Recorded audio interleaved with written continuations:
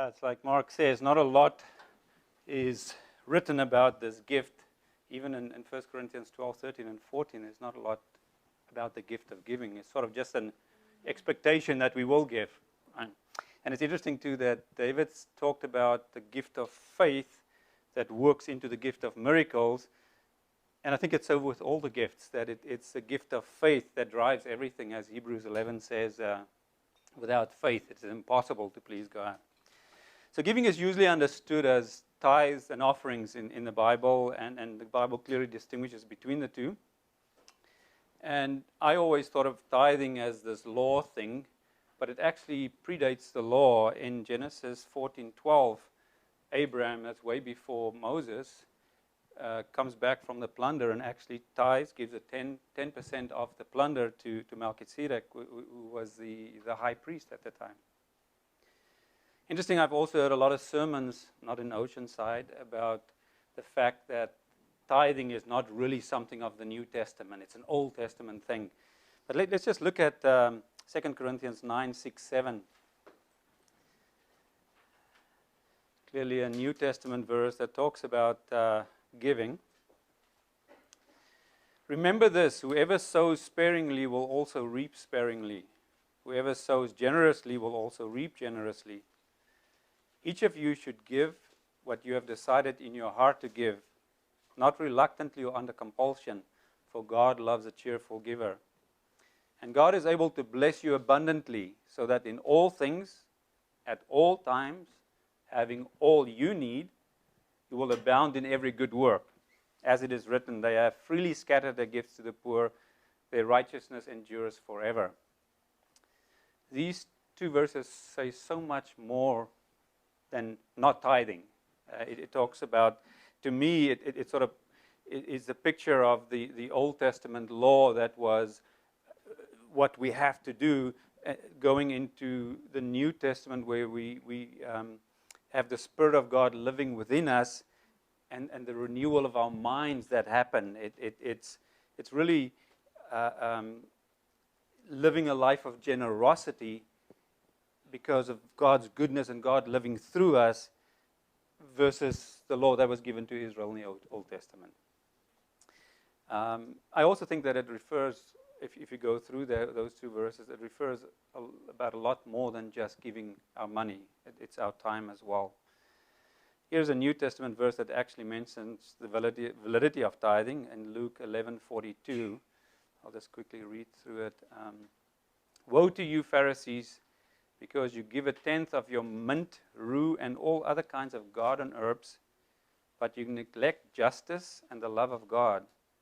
You should have practiced the latter without leaving the former undone. Clearly talking about that tithing is legitimate, and it's a real thing, and it's something that we need to do. Also in Philippians 4:14-16, we see that Paul specifically mentions this generosity of the Philippians church.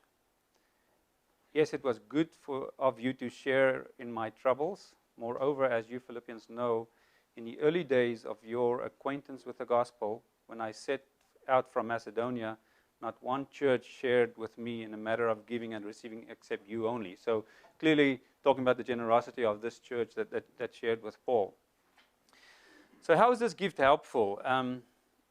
And in my view, and as you can see, sort of what my line here is that we really cannot talk about a gift of giving without first dealing with this tithing thing. In searching for verses about giving, I was really not able to find the Bible talk about this burden that was laid upon us to give. The references are mostly about the blessings to those who give. I always thought that these gifts require some sacrificing from the person practicing them. A couple of verses about that, Isaiah 58:9-10. Then you will call and the Lord will answer. You will cry for help and he will say, here I am. If you do away with the yoke of oppression, with the pointing finger and malicious talk, if you spend yourselves on behalf of the hungry and satisfy the need of the oppressed, then your light will rise in the darkness and your night will become like the noonday. blessing again on the giver. Psalm 37, 25, 26. I was young and now I'm old, yet I have never seen the righteous forsaken or their children begging for bread. They are always generous and lend freely. Their children will be blessed. Here, even through the parents, the next generation is blessed because of the generosity. It gets back to, yes, we give, but then it's always back to the giver that's actually blessed. So the receiver obviously gets a blessing as we give, but we also see that the blessing and the benefits really is to the giver in all through the Bible. I think there's just one thing that is really important through this all is that the glory needs to go to God. And the only time that I could find where the giver is not blessed is in Matthew 6, 1 and 2, where Jesus says, be careful not to practice your righteousness in front of others to be seen by them. If you do, you will have no reward from your Father in heaven. So when you give to the needy, do not announce it with trumpets, as the hypocrites do in the synagogues and on the streets to be honored by others. Truly I tell you, they have received their reward in full. But when you give to the needy, do not let your left hand know what your right hand is doing, so that your giving may be in secret. Then your Father, who sees what is done in secret, will reward you. You cannot get away from this reward when you give. So one of the questions Mark asked us to look at is, how do you know that you have this gift? And with all these gifts, I mean, it's a little bit of a sensitive point, so you think you have it? The verse that really changed my mindset and brought excitement to me about this gift of giving was, the few verses, Malachi 3, verses 8 to 10,